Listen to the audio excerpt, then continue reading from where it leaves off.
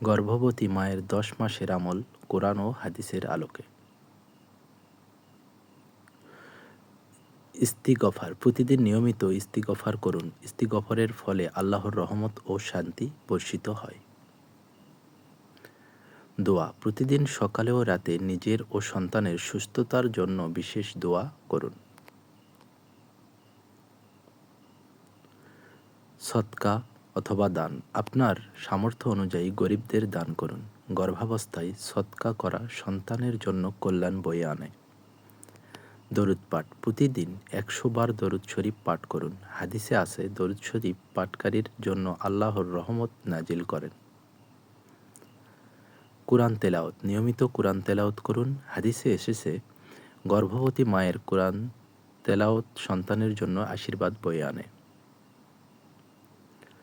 আয়াতুল কুরসি পাঠ করা, প্রতিদিন সকালে ও রাতে আয়াতুল কুরসি পাঠ করুন। এতে আপনাকেও আপনার গর্ভস্থ শিশুকে বিপদ থেকে রক্ষা করবে।